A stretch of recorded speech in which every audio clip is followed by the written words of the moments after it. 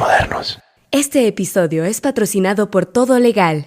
Cada año se publican más de 1.500 decretos y acuerdos que pueden impactar en tu industria. Ingresa a todolegal.app y encuentra la información legal que necesitas. Esto es Ley Abierta, un podcast donde exploramos desde una óptica diferente el mundo legal y sus implicaciones en las sociedades modernas. Este podcast es producido por Todo Legal y Medios Modernos. Todo Legal es una compañía de tecnología, datos y derecho. Puedes conocer de sus herramientas de investigación y monitoreo legal en www.todolegal.app. Hola, bienvenidos a un episodio de Ley Abierta. Aquí Rodil Rivera. Hoy vamos a hablar de un tema bastante importante para la actividad económica y es el tema de las cosas relacionadas al derecho laboral, ¿verdad? Como las cosas más importantes.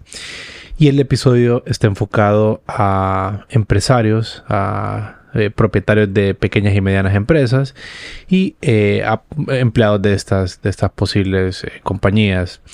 Una advertencia importante es que el derecho laboral es bastante amplio y tiene muchos detalles, muchas particularidades. Entonces, en este episodio de hoy, básicamente vamos a tocar las generalidades y las cosas más claves para llevar pues un cumplimiento adecuado de la normativa y evitar algún tipo de problemas y tener una armonía laboral en las empresas y en la actividad económica, que es lo que esperamos desde Todo Legal, y en general pues eso es lo que formula y estructura un mejor Estado de Derecho, donde se pueden desarrollar negocios de una mejor manera. Entonces, para eso hoy me acompaña el abogado Sergio Sánchez. Sergio es egresado de Unitec en Tegucigalpa. Tiene un Executive LLM in Law and Management de INIDEM y es director de Faro Legal. ¿Cómo está, Sergio?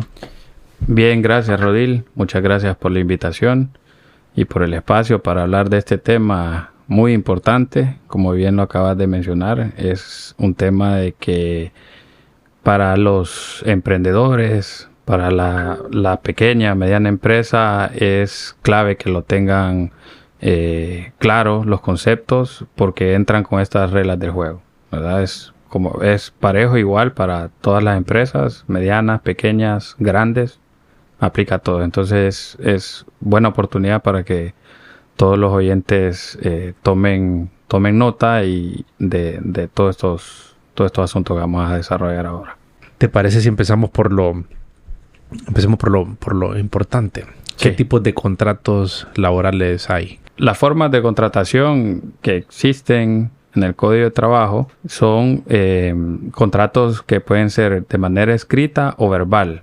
Estos contratos tienen estas son las modalidades de contratación, ¿verdad? Esas modalidades se le pueden aplicar en las siguientes formas, ¿verdad? Puede ser un contrato, una relación de trabajo por tiempo indeterminado, tiempo indefinido, ¿verdad? Que es cuando el contrato no tiene fecha de caducidad, de terminación, ¿verdad? O bien un contrato por tiempo determinado, tiempo definido. En este caso, pues, pueden ser obras que tienen una fecha de terminación, ¿verdad? Por ejemplo, una obra de construcción, ¿verdad? Tiene un plazo de 6 meses para desarrollarse, entonces se contrata la cuadrilla de personal para que desarrolle esa obra, ¿verdad? Y ya está claro en el contrato, ¿verdad?, que la relación de trabajo termina en el momento que se concluya la obra. Otra de las formas es el contrato por obra o servicios, ¿verdad? Esta forma de contrato funciona más para servicios más casuales, por así decirlo. Por ejemplo, si va una persona a contratar para pintar una casa, ¿verdad? Se contrata el pintor para esa obra, ¿verdad? Bajo un precio alzado. Yo le voy a pagar 20,000 lempiras al pintor para que me pinte la casa, ¿verdad? Entonces eso puede quedar estipulado en un contrato escrito o verbal. Uh-huh. ¿Y por qué son importantes estas distinciones? O sea, ¿qué impacto puede tener una forma de contratación a otra? Por ejemplo, entre una de tiempo indeterminado, que es la que habitualmente conocemos en el ámbito laboral, versus una por tiempo limitado. ¿Qué diferencias hace? ¿Qué impacto puede tener esto y por qué es importante diferenciarlas? Bueno, el por tiempo limitado son las diferencias pueden radicar en el rubro, ¿verdad? En lo que la empresa se dedique. Por tiempo limitado pueden ser obras o servicios, ¿verdad? Que así lo requieran, o solo por una brecha de tiempo, ¿verdad? Entonces ya se sabe, ya se le asignan sus funciones, se le asigna un salario, ¿verdad? Es diferente al contrato para obra. Para obra hay un precio alzado, ¿verdad? Entonces la diferencia va a radicar siempre en el tipo de negocio, ¿verdad? Si el negocio requiere por su naturaleza unas contrataciones que tengan que ser por tiempo limitado, pues hay que encajar esa relación. Si no, la figura no sería la adecuada y no va a funcionar la relación de naturaleza laboral. Para el contrato por servicios determinados es una forma de contratación que según el código se debe establecer un precio alzado de los servicios del trabajador. Es decir, ya en servicios profesionales, por ejemplo, un contador, vamos a hacer una auditoría de contabilidad, entonces le voy a pagar un precio alzado de 10,000 lempiras por la auditoría, ¿verdad? Si la auditoría pues toma 6 meses, 12 meses, 15 meses, pues tomará ese tiempo, pero ya es un servicio determinado. El contrato por tiempo limitado, pues ya hay funciones establecidas por determinado plazo. Entonces, si no encajamos bien esa figura, pues podemos tener ahí un impasse. Entonces, tenemos que estar claros qué es lo que necesitamos. ¿Y qué tipo de impases pueden suceder? O sea, en cuanto a posibles eventualidades o escenarios cuando ya se termina la relación laboral, ¿cómo cambian las circunstancias de las indemnizaciones y los derechos adquiridos en una u otra de las formas? Bueno, por tiempo indefinido, ¿verdad? Que es la forma de contratación más usual en Honduras. Estos son para los empleados permanentes, ¿verdad? Que están permanentes en las empresas.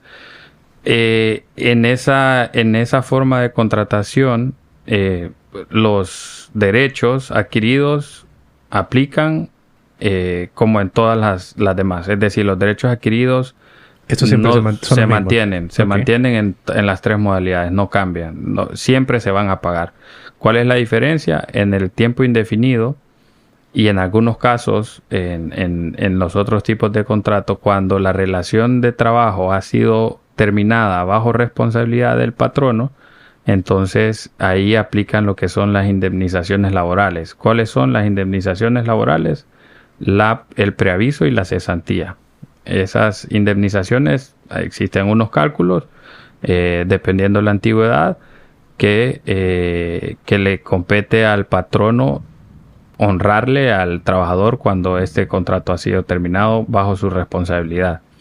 Posteriormente vamos a hablar acerca de las indemnizaciones laborales y vamos a ahondar un poquito más en este aspecto. Volviendo como para redondear un poco la idea y de qué manera se puede pasar de una relación laboral bajo tiempo determinado, pasar a una relación por tiempo indeterminado.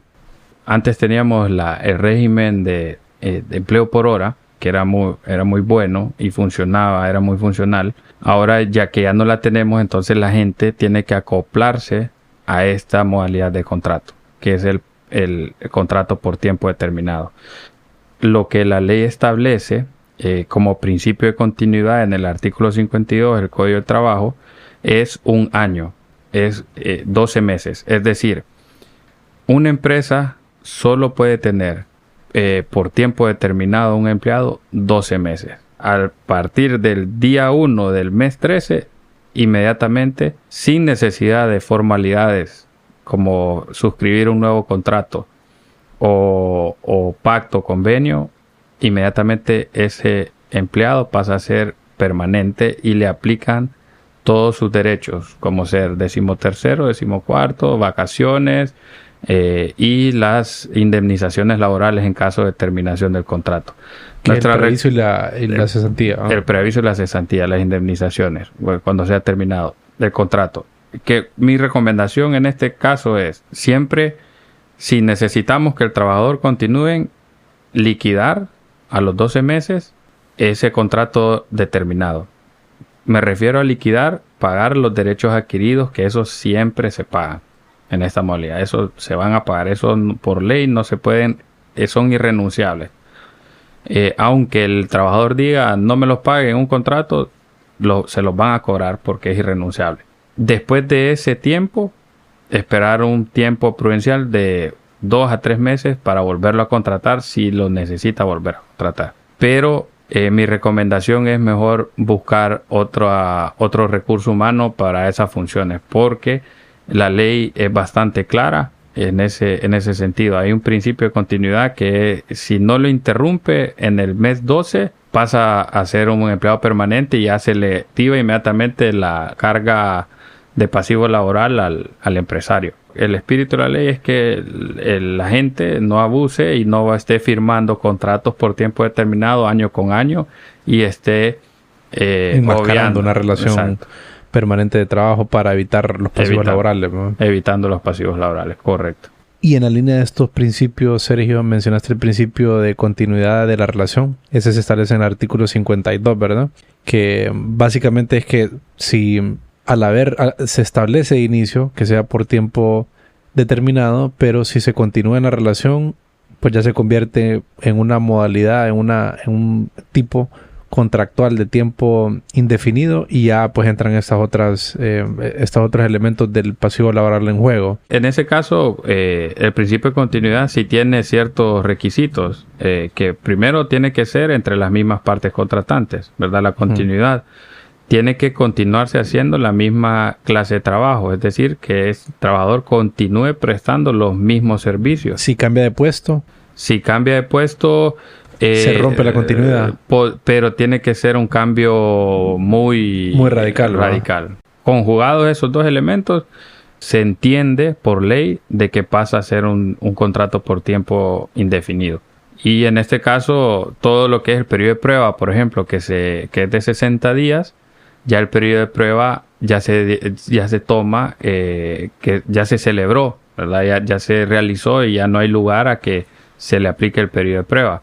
Recordemos que en el periodo de prueba son 60 días. En el periodo de prueba, en cualquier modalidad de contrato, se puede terminar la relación laboral sin responsabilidad de ninguna de las partes. El periodo de prueba es una figura para encontrar si el trabajador es el adecuado para los servicios que se requieren, o si al trabajador le gusta el trabajo, se siente bien en su trabajo. Entonces cualquiera de las partes puede terminarlo.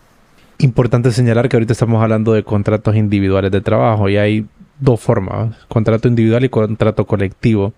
¿Quisieras desarrollar un poquito el concepto del contrato colectivo y el individual para que quede claro aquí en la audiencia? Sí, el contrato colectivo es un contrato que se celebra entre un patrono o un grupo de patronos con varias organizaciones o sindicatos de trabajadores a través de sus representantes. Estas modalidades generalmente no son muy utilizadas en empresas privadas, algunas grandes empresas sí, pero que vienen de su historia como empresas con masa laboral bastante alta. Es más común esta figura en el sector público. Sí es importante tenerlo en cuenta si la empresa crece, ¿verdad? La formación de sindicatos y todo estos elementos que están regulados a partir del artículo 53 del Código de Trabajo, tenerlos en cuenta de que puede conllevar más obligaciones diferentes a las que ya están en los contratos individuales. Uh-huh. Y en cuanto a las modalidades, hay modalidades verbal y escrita. Si pudieras expandir un poquito en qué implicaciones hay y qué obligaciones hay para el patrono en cuanto a las modalidades. Si nosotros contratamos a una persona sin contrato y en el camino tenemos una disputa que resolver, todo lo que ese empleado diga, asevere en un proceso de reclamo se va a tomar como cierto, hasta que en el proceso tenga el patrono que probar lo contrario. Es decir, si el empleado no tiene contrato y llega reclamando que su salario es 2 veces más de lo que realmente es, la autoridad lo va a tomar como cierto. Será el patrono el que tiene la obligación de ir a presentar sus pruebas de que no es así. Entonces la obligación siempre es del patrono, firmar el contrato. Al empleado no se le puede exigir eso. Entonces aquí lo importante es que es clave tener toda esta documentación, pues naturalmente por escrita, y todo el resto de documentaciones que se derivan de la posible relación laboral, ¿verdad?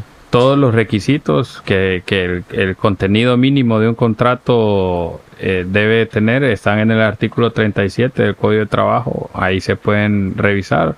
En términos generales son las partes identificadas, ¿verdad? Las generales de las partes, la descripción de los servicios a prestarse, el objeto del contrato, el ámbito temporal del contrato, que sería la duración del mismo, ¿verdad? Si es indefinido, definido por obras, el lugar de trabajo,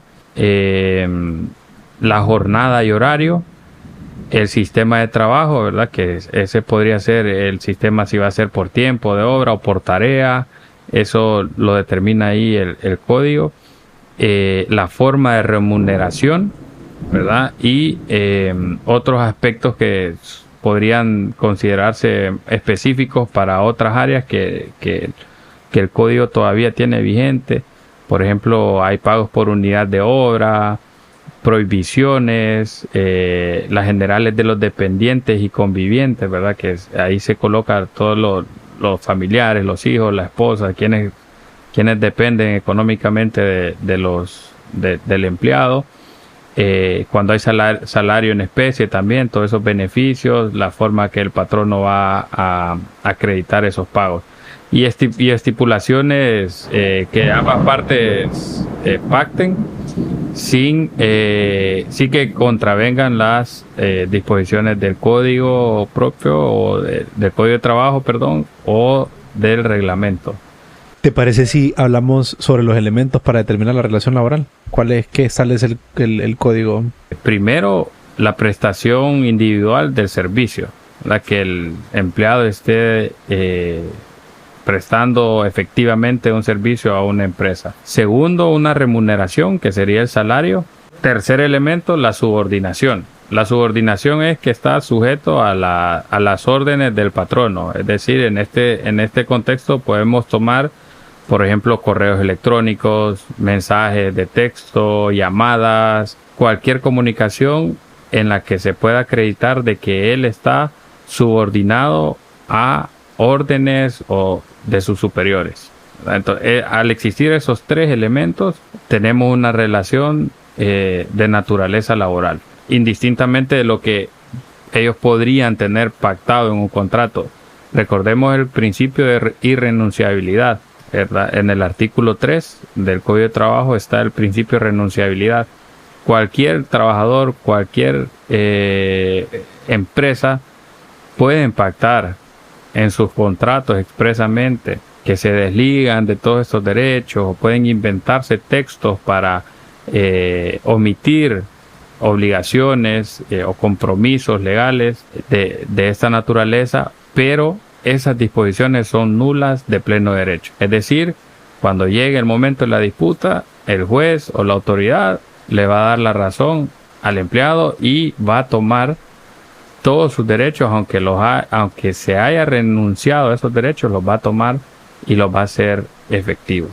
Entonces, no es una práctica correcta que formulemos contratos renunciando a ciertos derechos que por ley existen.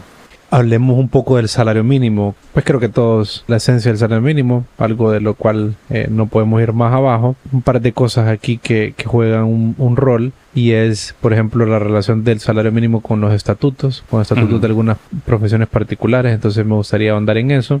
Y también, como general sobre el salario mínimo, se establece periódicamente, ¿no? El país lo establece periódicamente. Pueden encontrar los decretos en Valid si ingresan.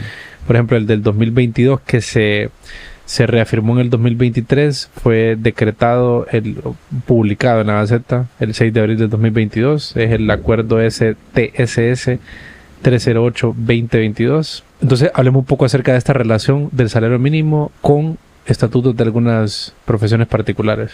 Sí, el salario mínimo, como lo mencionaste, ninguna persona puede percibir abajo de la cantidad que esté aprobada en ese momento, ¿verdad? Todos los años la Secretaría de Trabajo prueba una nueva tabla del salario mínimo que va de conformidad a la actividad de la empresa y al tamaño de la empresa. Va de 0 a 10 empleados, de 10 a 20 empleados, de 20 a 100, y ese es el salario que le corresponde según actividad. ¿Qué sucede? Hay algunos estatutos, por ejemplo, puedo mencionar el estatuto del químico farmacéutico.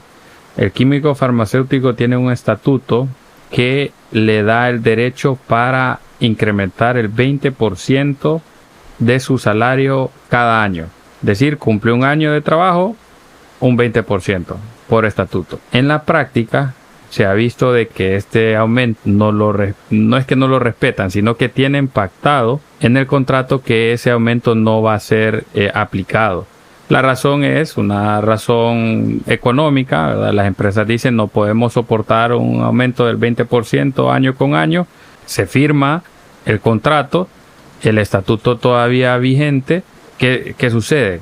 Sigue vigente el estatuto, el contrato llega a su terminación por cualquier motivo, ya sea por razón de renuncia del químico farmacéutico o por razón de responsabilidad de la empresa, aplican en el cálculo un ajuste de los últimos 2 años de antigüedad laboral. Es decir, si el químico farmacéutico tenía 5 años de trabajar, en el cálculo de indemnización se le va a hacer un ajuste del 20% arriba de lo que ya está establecido. Esto por ley del salario mínimo, la disposición que establece de que ninguna persona puede percibir abajo de lo que la normativa tiene vigente, y además de que todos los derechos para reclamar este ajuste vence a los 2 años después de que se suscita la fecha para el aumento.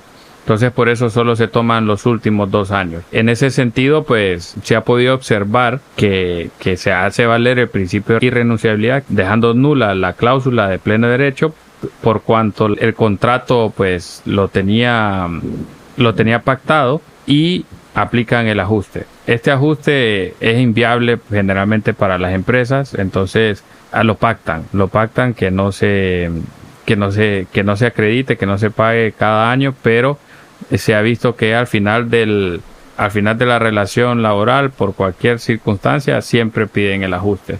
Entonces es importante para estas empresas del rubro que lo tengan contemplado, porque no hay forma, ya hay jurisprudencia, hay antecedentes administrativos y judiciales de que el ajuste se lo van a hacer al empleado y la empresa tendrá que pagarlo. ¿Te parece si hablamos un poquito acerca de los procesos disciplinarios? Contame cómo se llevan a cabo estos procesos disciplinarios. Hablemos de las faltas y amonestaciones, qué tipos de faltas hay, el reglamento interno de trabajo, que es una pieza clave. Contanos un poquito de esto. La regulación de estos procesos disciplinarios tiene que estar contenida en el reglamento interno de trabajo. El reglamento interno es el instrumento. Si no hay reglamento interno, no puede haber proceso disciplinario. Por ley, Código de Trabajo prohíbe imponer sanciones o amonestaciones sin que exista el reglamento interno. Aquí la cuestión es el reglamento. ¿Qué es lo que tiene el contenido del reglamento? En general, lo que en la realidad sucede es que la Secretaría de Trabajo tiene su modelo de reglamento. Ok, entonces, o sea, si yo tengo una empresa, quiero un reglamento, ¿qué debo hacer? Necesito un reglamento para mi operación, ¿qué debo de hacer? Abocarse a la Secretaría de Trabajo, solicitar el formato de reglamento, porque ese es el que ellos aprueban. Se le pueden hacer modificaciones a ese formato, en el sentido de que se pueden incorporar ciertas normas de manera generales para implementar procesos disciplinarios. Estos reglamentos siempre son revisados por la autoridad, entonces no tiene que ir en contraversión del código. No vamos a, por ejemplo, imponer una prohibición expresa es imponer medidas disciplinarias económicas. Yo no puedo imponer al empleado que lo voy a multar. En el momento que ya tenemos un contenido, un texto de reglamento, el proceso lo que indica es que hay que aprobar ese reglamento. ¿Quiénes lo aprueban? Los trabajadores y la empresa. Los trabajadores nombran sus representantes para estos efectos y el representante de la empresa.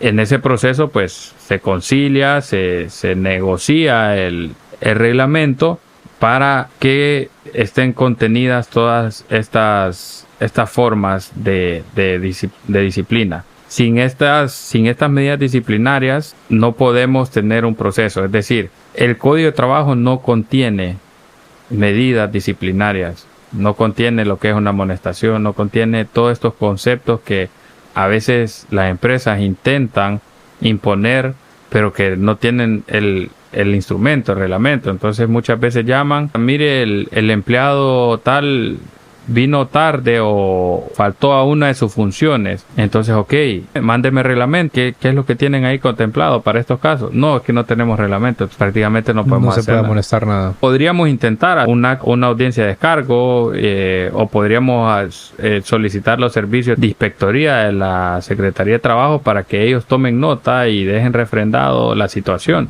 Pero inmediatamente no podríamos hacer nada, ¿verdad? Tendríamos que actuar de una manera casi inventando en el camino cómo solucionar este asunto. Para el caso de estos reglamentos, nuestras recomendaciones siempre son que existan amonestaciones, ¿verdad? Las amonestaciones como medidas disciplinarias pueden ser verbales, que en las verbales se hace constar por escrito en el expediente de la amonestación. Es un documento muy simple, ¿verdad? Que se les puede proveer para dejar constancia de la situación. O ahora una amonestación por escrito también, con acuse de recibo del empleado, y estas dos amonestaciones que lleven hasta la suspensión del contrato por 8 días sin goce de sueldo, y por último el despido justificado sin responsabilidad por parte del patrono.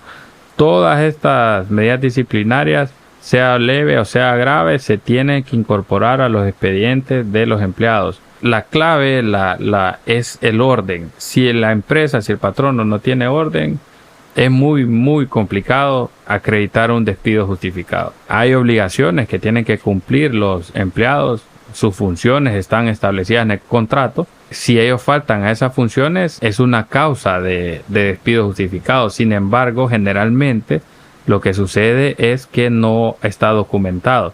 Entonces ya a veces cuando la empresa llama, no se puede hacer nada porque ya lo quiere despedir y lo quiere despedir con justa causa. Pero la justa causa... no cumplió las etapas anteriores de documentar. No documentó. ¿Por qué no documentó? Porque no tiene reglamento interno. Entonces, al no tener reglamento interno, se le cae todo. Puede justificar con algunos circulares, memorándum, pero esos documentos no son suficientes para la autoridad. Vamos a la práctica. En la realidad sucede en la Secretaría de Trabajo, donde meten el reclamo administrativo, donde existe un conciliador, pero en realidad no es un conciliador, es alguien que protege los derechos del trabajador, que está muy bien, porque sucede también que a veces los trabajadores se les violentan sus derechos y hay que acudir a la autoridad. Pero si no tenemos todo esto, vamos a ir solo a hacer presencia a la audiencia y después a un juicio que ya es más complicado. En síntesis, en los procesos disciplinarios hay muchas normas que aplicar, hay muchas variantes, se pueden documentar muy bien, dejar establecidas las reglas, dar capacitaciones a los empleados para que estén al tanto de que existen todos estos procesos y que están sujetos a la posibilidad de un despido con justa causa. Esto lo que nos permite es mejorar el rendimiento de los trabajadores, que al final impacta en el negocio mejora y todos aseguran su puesto de trabajo, y asegurarnos también de que vamos a tener elementos, pruebas que nos van a servir para un juicio, para un reclamo. a que sabemos que el empleado no tiene derecho. A veces, ¿verdad? A veces. De esto podemos, como dijiste al inicio, podemos hablar porque hay tantas variantes que surgen. Cada relación de trabajo es diferente, pero en términos generales esto es lo que se debe cumplir. Los procedimientos para aplicar estas medidas disciplinarias en los reglamentos de trabajo. Y este proceso de obtener un reglamento interno de trabajo que sea aprobado por la Secretaría, ¿cuánto tiempo toma aproximado? Y más o menos que usualmente se debe esperar pagar por este servicio a un abogado para que se obtenga un reglamento aprobado. De 6 a 12 meses, ¿verdad? En ese trecho. Es importante incluir todos los documentos, ¿verdad? Aquí tienen que ir identificados todos los trabajadores, sus números de identidad, sus puestos, su firma en el acta de nombramiento de representante, que también es un documento que se le genera con la prestación de los servicios. Cabe mencionar que yo considero que el servicio para el trámite administrativo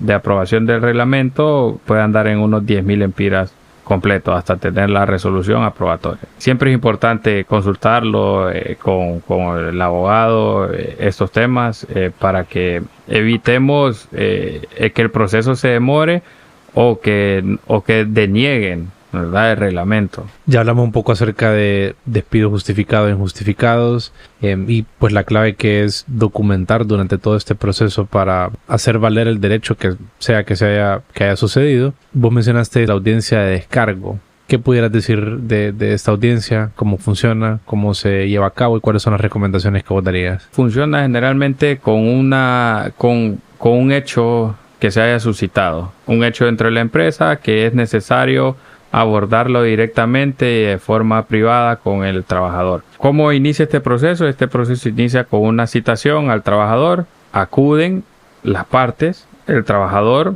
y la empresa, el jefe inmediato y el representante de la empresa.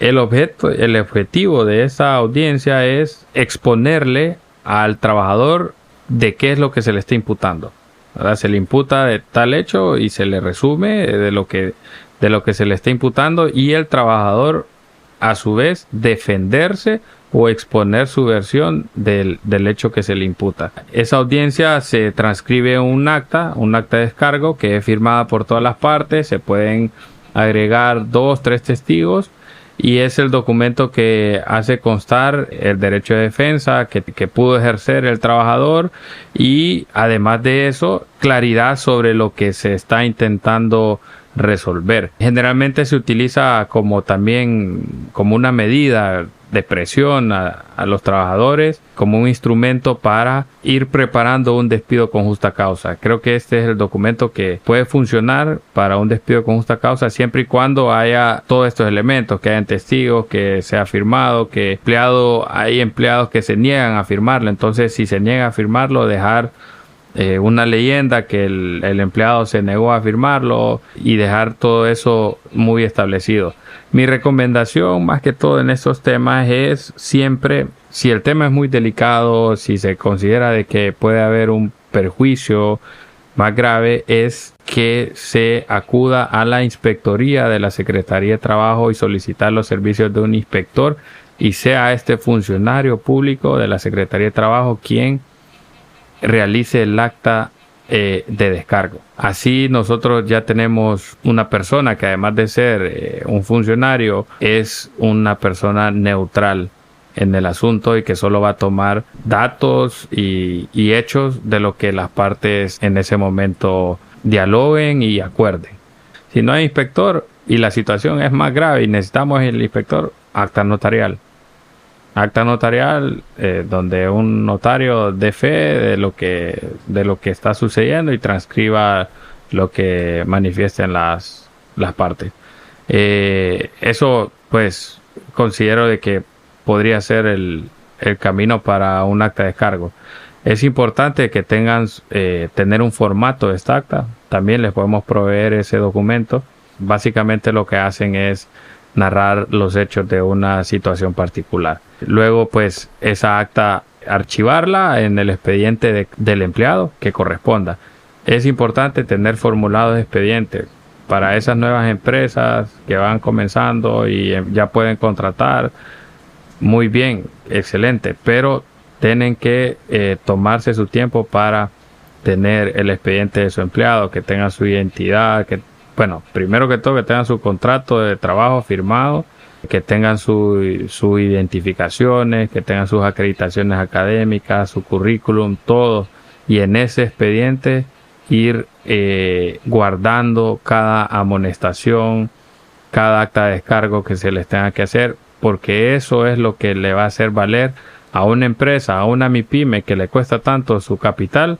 Eso es lo que con eso se va a poder defender de un juicio laboral. Si no tiene nada de esto, la recomendación es vamos a conciliar y intentemos del 100% que le corresponde, ofrezcámosle el 80% y negociamos. Esa es la realidad. Eso es la realidad si no tenemos todos estos procesos documentados.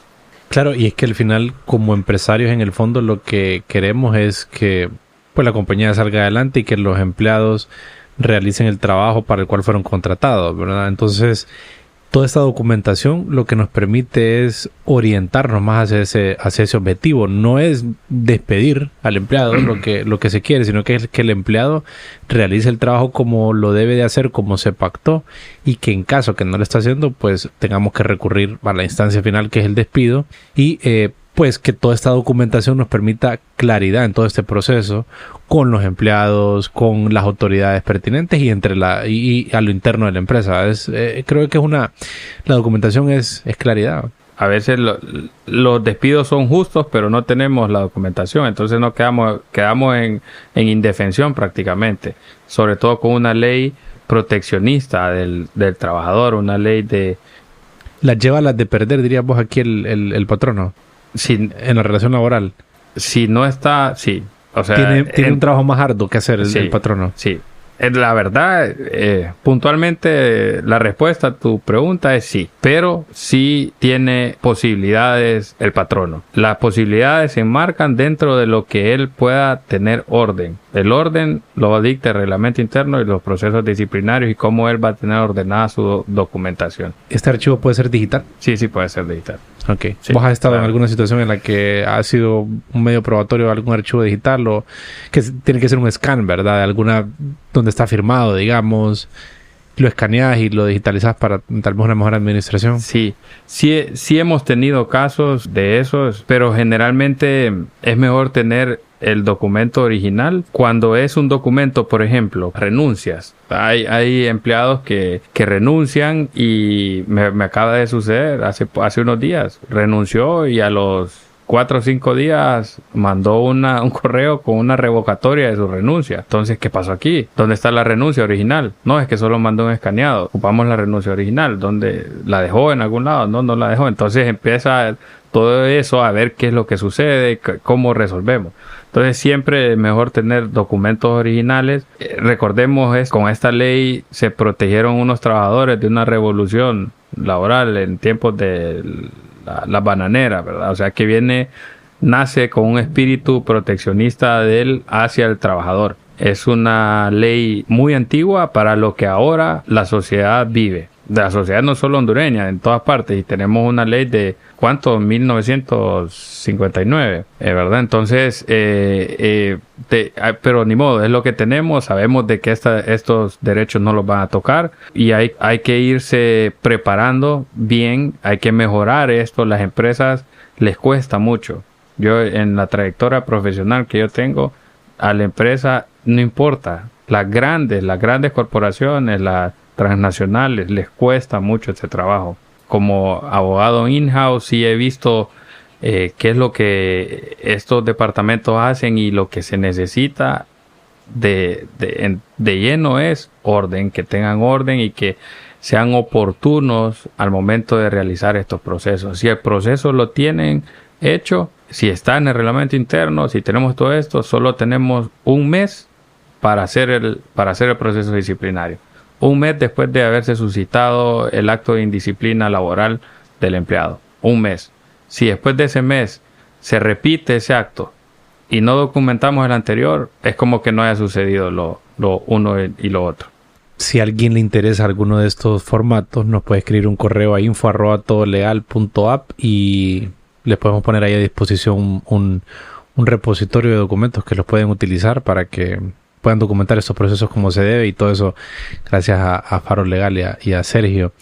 Y también, si una pequeña sorpresa nada más que va a estar vigente durante este mes de junio y julio, si ustedes adquieren Todo Legal y a la hora de hacer el pago ingresan el cupón junio, ahí van a recibir un precio especial, así que aprovechenlo porque no va a estar mucho tiempo vigente.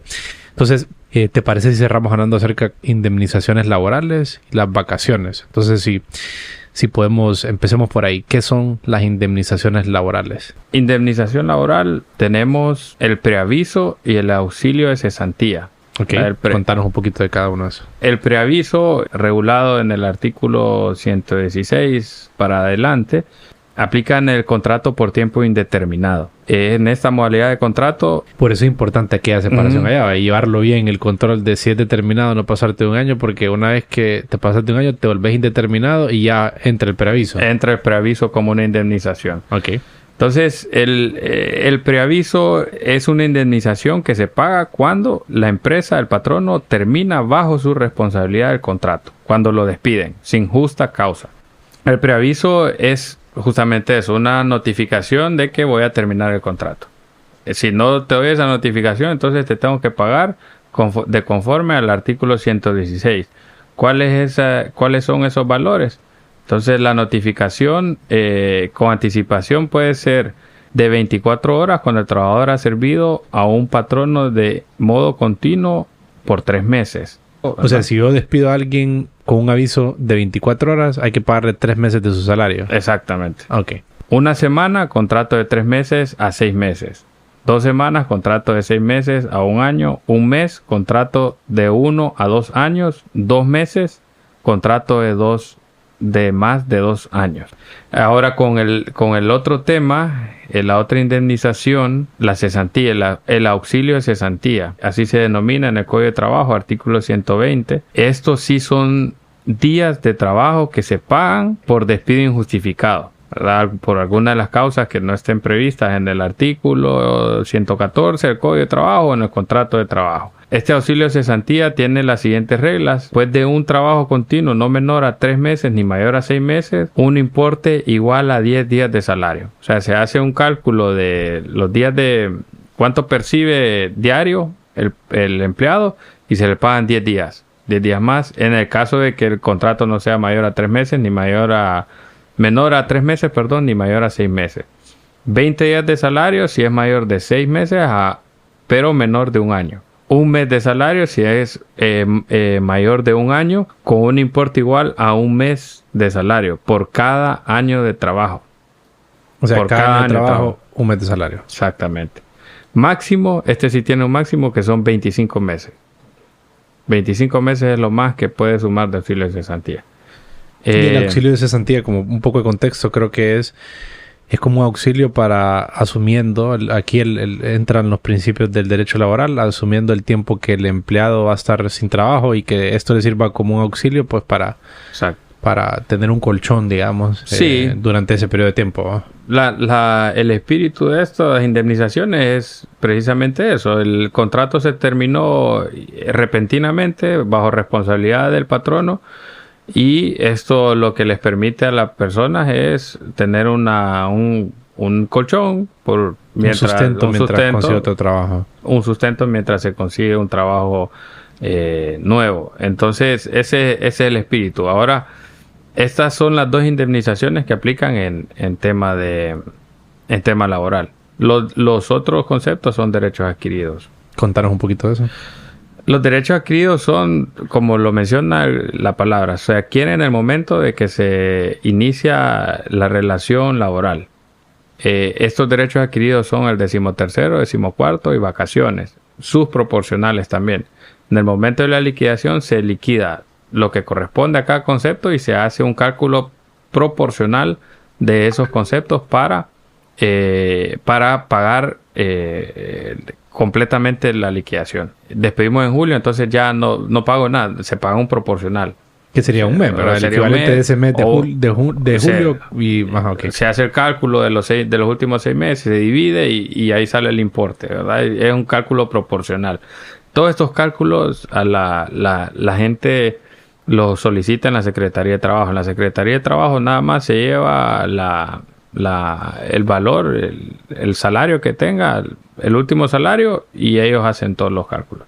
Importante tomar en cuenta que para el cálculo de la liquidación de todos los derechos y las indemnizaciones se toman también los importes que integran el salario. El salario está compuesto no solo por la remuneración fija u ordinaria que esté pactada entre las partes.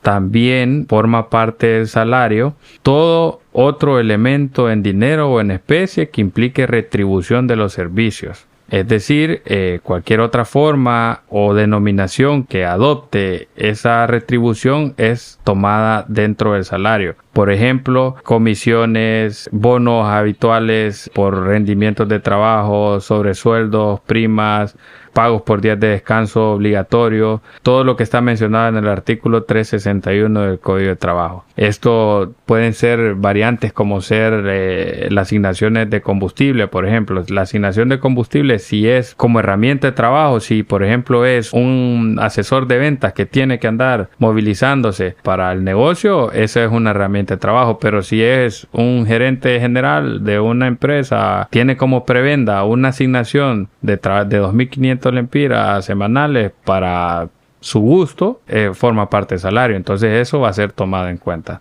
Para estar claro que no integra el salario de una persona, el 362 del Código de Trabajo establece que no constituye salario sumas ocasionales que por liberalidad de la empresa reciba el trabajador.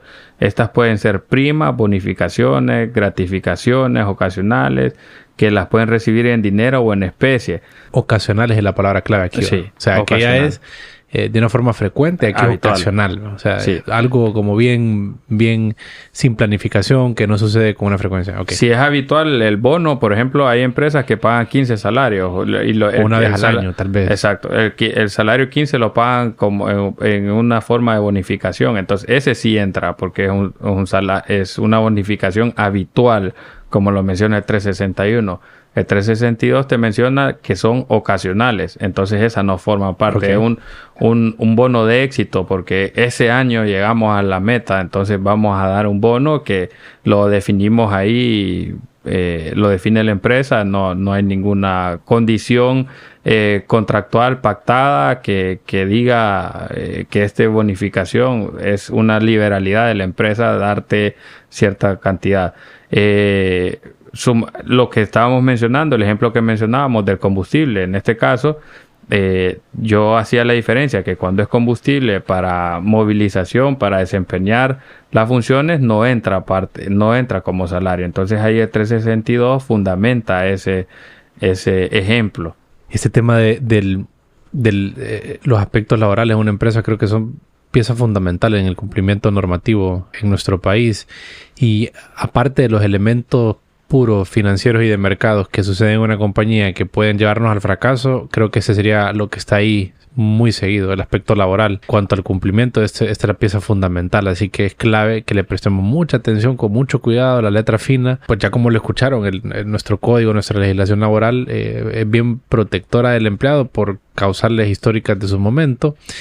Y como un comentario aquí muy personal, es en la parte en la que creo que está desafinada esta normativa, es en adaptarse a cada uno de los diferentes tamaños de empresa, ¿no? O sea, las condiciones con las que un empresario inicia, un pequeño empresario que no tiene gran capital, son muy diferentes a las que un empresario ya grande, ya consolidado, ya él puede poner en marcha toda esta infraestructura de una manera más sólida, y además que tiene el capital necesario. Entonces, esa filtración para cada una de las realidades de las empresas está un poco desproporcionada, no está adaptada a los posibles tamaños, y al final esto crea una desigualdad, ¿no? Desigualdad de oportunidades y condiciones para que nuevos empresarios puedan surgir y salir adelante. Sí, crea inseguridad jurídica. También. ¿Verdad? Porque es un tema de que, despido al empleado, no lo puedo despedir, nunca. Tengo que pagarle un montón de dinero porque igual, aunque trabaje mal, aunque me incumpla el contrato para lo que lo contraté, peor la salida, tengo que pagarle un montón de dinero. Entonces, yo igual mi comentario personal es que sí, la ley tiene que actualizarse. Al mismo tiempo hay una necesidad también de que sea riguroso, porque a veces han pagado justos por pecadores, ¿verdad? Por ejemplo, la ley empleo por hora, una ley que a juicio de todos los abogados funcionaba muy bien. El problema de la ley, ¿cuál era? Que no le realizaban la supervisión que ya estaba en la ley, no hacían la supervisión de cómo se implementaba esa ley en diferentes empresas. Entonces hubo mucha empresa que abusó de esa ley. El error fue, lo que no se hizo es la inspección, que esa era obligación de la Secretaría de Trabajo realizar. Ahí hubieran salvado la ley, ¿verdad? Entonces, eso es otro tema, pues se politizó el asunto, pero quitaron esa modalidad que ahora lo que pasa con el MIPYME que va a poner su café es que le tiene que pagar 10.200 lempiras al mesero. Y es un café de repente pequeño en una zona un poco complicada, pero quiere salir adelante, y eso es lo que por ley tiene que pagarle. Si no lo paga, ese mesero va a poder ir dentro de 2 años cuando se vaya, o en cualquier momento que se vaya, que no haya sobrepasado 2 años, va a poder pedir el ajuste del salario mínimo. Si ganaba 5,000, le va a pedir el ajuste. Y pongamos el ejemplo, si lo despide al año, le va a pedir el ajuste de 5,000 lempiras por 12. Uh-huh. Y 2 años es... 2 años es lo máximo. Porque después prescribe. Después prescribe, sí. Pero si lleva los 2 años cabales, son 24 meses. Por 5,000. Ajá. Eso manda a la quiebra cualquier café. Un café, pues sí, un ejemplo. Es complejo. Este tema es complejo. Es la realidad. Digamos que sí. no podemos estar por encima de la ley. Esa es la importancia de este tema y por qué tocarlo. Están estos aspectos que comentamos. Un tema un poco tabú en el país. Una normativa delicada, ¿verdad? Que genera mucho...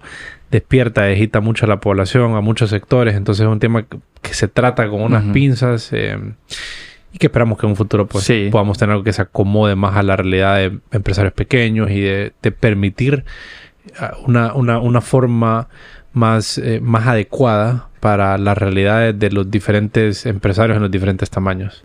Tratar de que las empresas entiendan que este es el aspecto que los puede diferenciar del éxito y del fracaso del negocio. Cuando viene el emprendedor y te dice, ¿para qué si solo voy a poner un café con 2, 3 personas? Entonces, para que puedas asegurar el futuro de tu empresa. ¿Es el por qué? Pero te dice, ¿pero el abogado cuánto me va a cobrar? Entonces hay muchas cosas que no está dentro de la conciencia de la gente que está emprendiendo, considerar este punto. Entonces ya cuando llegan al conflicto, a la disputa, ya es demasiado tarde. Sí. Ya es demasiado tarde y ahí lo que los abogados hacemos es ir a negociar, a convencer a la otra parte de que nos acepte pagos mensuales o un solo pago con un buen descuento, ¿verdad? Ponerse ahí con iniciativas, pero que en realidad si el trabajador se cierra y dice voy a demanda y puede ganar. O sea, y aquí recordemos que el derecho laboral va a ir por todo. La ley va a captar los derechos que le corresponden al trabajador. Sergio, y si alguien quiere contactarse con vos para esté interesado en alguno de los servicios que vos brindás, ¿a dónde te pueden escribir? Es importante el asesoramiento. Eso es una de las claves. No tiene que ser conmigo, pero cuando vayan a hacer el negocio, cuando lo tengan previsto, asesorarse. Consultas puntuales. Pueden mandármelas a mi correo electrónico ssanchez@farolegal.com. Faro se escribe PHARO legal.com. ssanchez@farolegal.com. Ahí nosotros podemos atenderles consultas puntuales que las contestamos de manera muy práctica y directa a sus correos.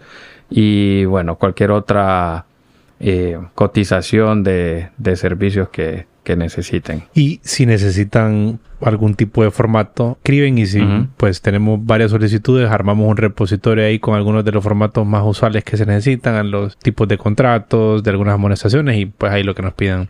Podemos hacer, o sea, si la audiencia puede mandar también correos y podemos ampliar un podcast sobre temas más puntuales. O sea, aquí el código es amplio, las circunstancias en la trayectoria profesional que tengo también dan para ir abordando muchos temas. Traté de abarcar lo más general posible, ¿verdad? Pero sí hay muchos asuntos que es importante tenerlos previstos. Gracias por tu tiempo, Sergio. Gracias a vos, Rodil. La edición, mezcla y música de este programa están a cargo de Víctor Humansor y Rodil Rivera.